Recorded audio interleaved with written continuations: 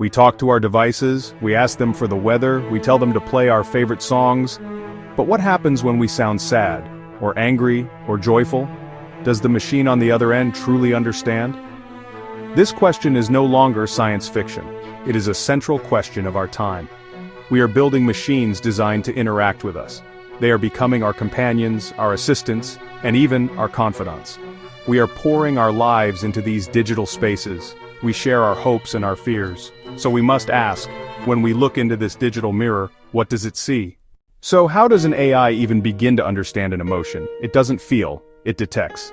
Today's artificial intelligence uses a process called sentiment analysis or affective computing. It is trained on vast datasets of human expression. These datasets include millions of text samples where words are labeled as positive, negative, neutral. They include countless hours of audio recordings where AI learns to associate a certain pitch, volume, pace of speech with anger or happiness. They also include enormous libraries of images where facial expressions are mapped and categorized. A smile is linked to joy.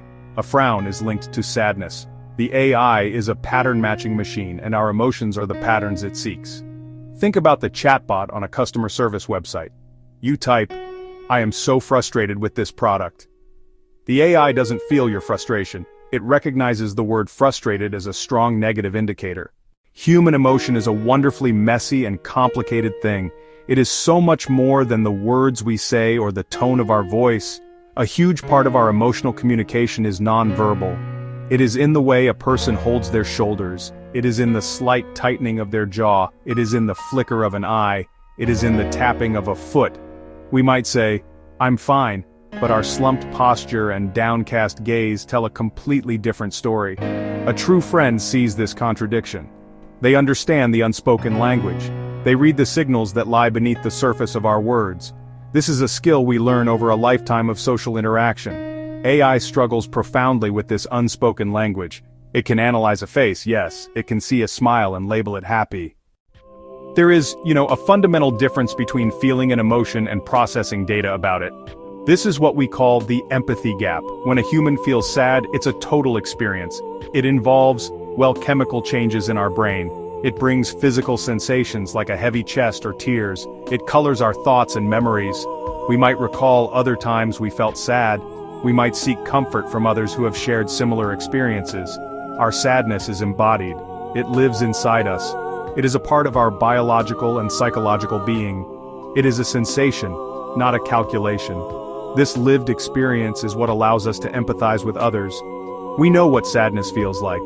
An AI, however, does not have a body, it does not have a life story. So where does this leave us?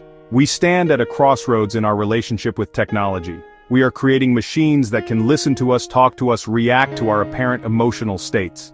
The path ahead is not a simple choice between accepting this technology, rejecting this technology. It is about deciding how we want to live with it. What kind of relationship do we want to have with our creations? Tools that help us connect with each other. Substitutes for connection itself? This is a question we must all reflect on, as these systems become more and more woven into the fabric of our daily lives. One possible future.